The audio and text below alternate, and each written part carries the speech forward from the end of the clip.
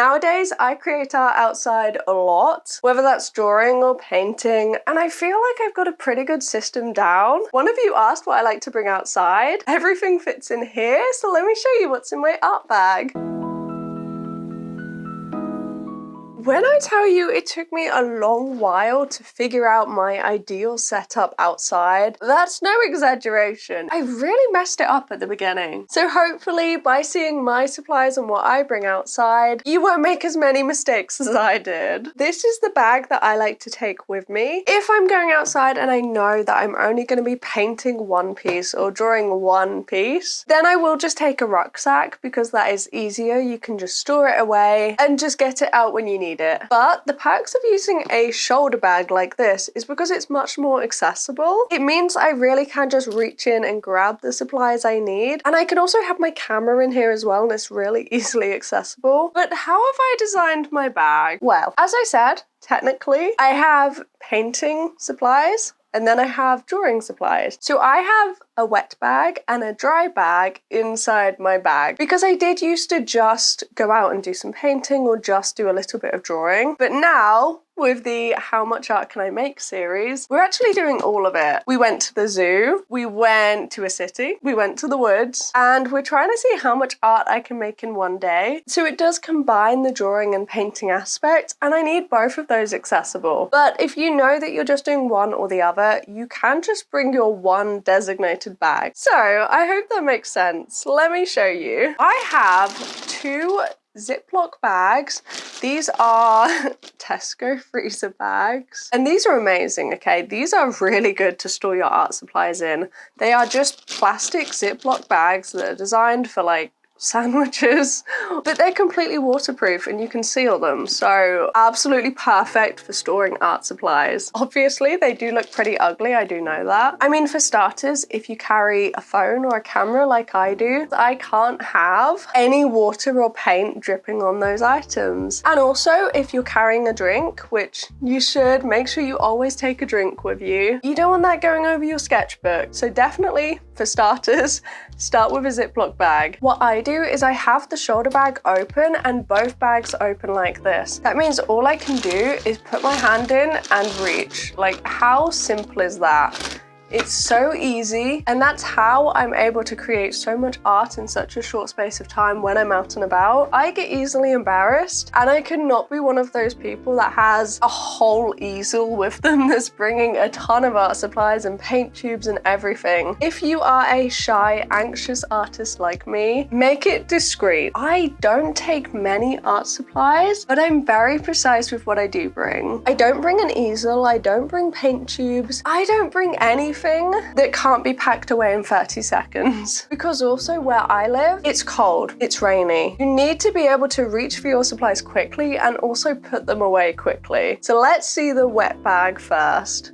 This is it. First up, I was gonna say the two most obvious choices, but do you know, I actually went plein air painting once. I drove to an entire location and I forgot the paint palette. So yes, you do need both of these. First up, we've got this. This is my watercolor palette. It is slightly smaller than a standard size. It is more of a travel compact one, but you can get them smaller. I have a Winsor & Newton one that's even smaller like this. The more compact it is, the better. However, I did opt for a slightly bigger one, but I love that this one has so many colors. I filled it myself. These are mostly just cheap paints. These are pretty much all W.H. Smith, which is just a standard bookshop, I guess. Couple, I think this hook is green as Winsor & Newton. This one is actually Daniel Smith. I regret putting this in there, that's way too fancy. But the rest of them are just cheap paints. And even though they are Winsor & Newton, they are Cotman, so they're still kind of artist grade, but not super expensive where I live. I can buy 8mm Winsor & Newton watercolor tubes for about £2 each. So really you just have to go for what's cheap where you live. There's no point bringing your fancy art supplies, honestly. As you can see, there is sand inside The sand does not go away. If you get sand in your palette, it will never be sand free again. I washed it under the sink. A load of people recommended it, so I gave it a go. And it did brush off a lot of the sand, but it will never be sand free ever again. Before I made this designated palette, I actually had two that I did use outside, and they got like a load of dandelion fluff or something inside them, and they kind of got destroyed. So that's why I made a designated palette. I definitely recommend that you do the same. Very nice, very simple. I don't think I've ever really used the handle, but there we are. The sketchbook. This is actually really quite big. I would recommend getting a 6 to begin with, a smaller one. This is the biggest outside sketchbook I've ever had. It's A5, and I actually kind of use it on both sides. So that adds up to A4. It's really quite big. Get one that isn't super expensive. This is the cheapest I could find. This actually isn't 100% cotton. The reason being, it's quite cold where I live, and if I have 100% cotton outside, which I did do before, I have had one in the past, I had a cardi, it never dries. On a nice sunny day, 100% cotton, absolutely fine. The majority of the time in Britain, the paper never dries. You are sat there for ages and it will not dry. Don't take your indoor sketchbook outside. You might get rain in it. It might reactivate. Next up, I've got this. It's just a little folder, a little case. The whole reason that I don't need that many art supplies is because of this. It's because of the water brush. I actually have two. One is enough. You can do an entire piece with just one. But if it's sunny or you're doing multiple, like I do for the How Much Art Can I Makes, then you should take two. I used to take like a spray bottle with me, but then that kind of creates a mess. So really, I would just get one or two of these cheap ones. You can get them really, really cheap on Temu. Another thing, oh, this is a big one, this fine liner. I've spoke about this before. I made a video. It was like 6 plein air tips that I wish I would have known before starting, and this is one of them. This is just a black fine liner. That is all it is, but I didn't bring it the very first time. The first time that I did a plein air, I actually did it in the car because I was too scared to do it outside. I didn't bring a pen, so that meant I was relying on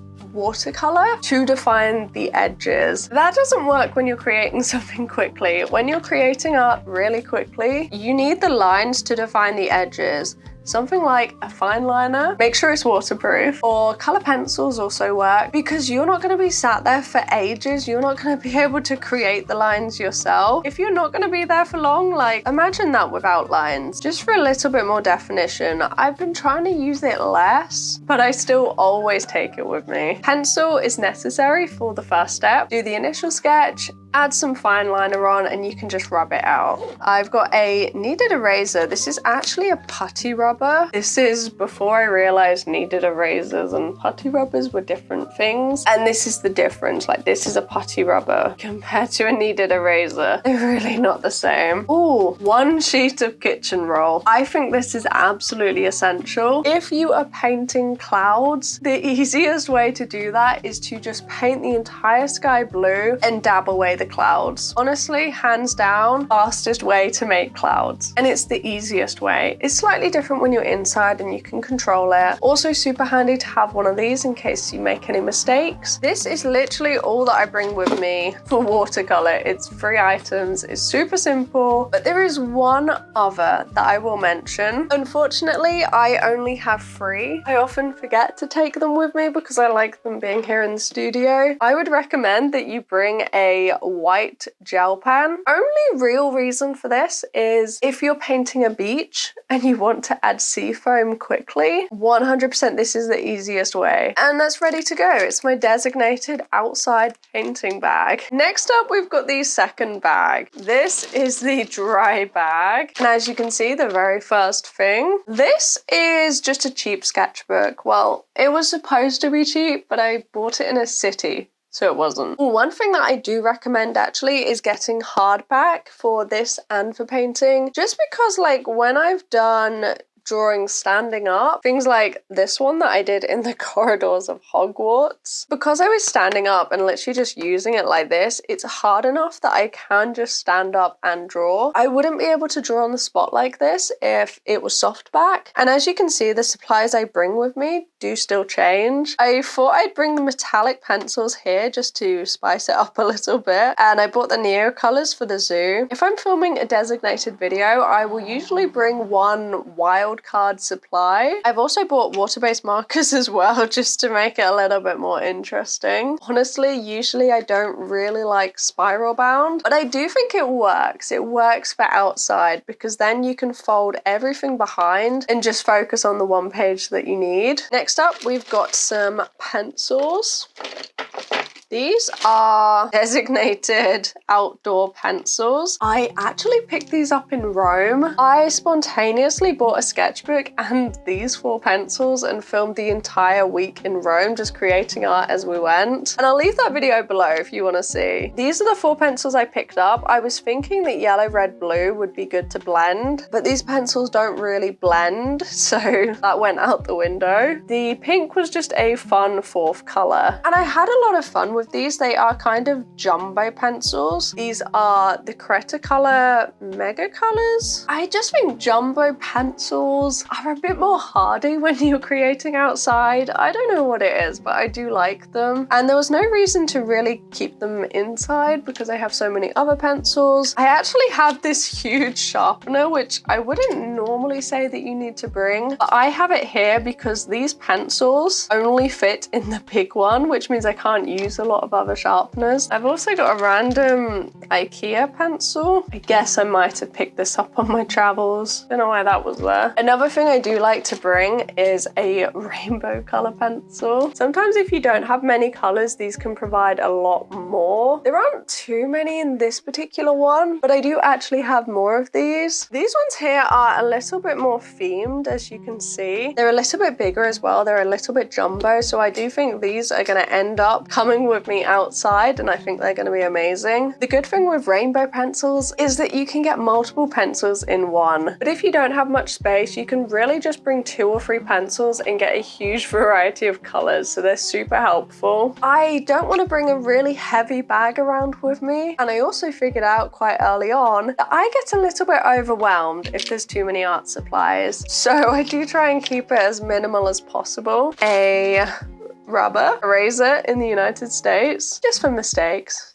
Simple as. I don't tend to use it that often. Sometimes I will just ignore the mistakes, or I can just shade over a certain area and make it a little bit less noticeable. If I do bring any water-based markers, maybe a yellow, a green, a blue, you don't need that many art supplies. And if you're the kind of person that will get put off if you have too many art supplies, then try and limit yourself, because it really is easy to sit there and try and find the perfect blue for the sky. And if you don't have that perfect blue, it can really throw you off. So just bringing like pink, blue, yellow, red, and that's what you have to use regardless, is a really good way to simplify it. So these are the 2 bags. I bring my camera with 3 or 4 batteries. I also bring a scrunchie for my hair. You don't know how windy it's going to be. Always bring a scrunchie. I've got a plaster. Always bring a plaster. I take them everywhere with me. I've also got hand cream and lip balm. And I actually tie a hairband around my lip balm, so I always have one there. When you're standing there painting or drawing, sometimes you don't realize quite how cold it will be. And my hands, if they get really, really cold, they do kind of crack. So I always make sure I have hand cream on me. But this really is all that I bring with me. I like to make it as easy as possible for me to create art. So I hope these tips might have helped you pack your bag. Everyone's different. If you want to bring loads of supplies and you're happy to do so, then feel free. It's actually been lovely to just sit and have a chat, so thank you for being here. Go pack your bag, create some art, and I'll see you next time. Bye-bye.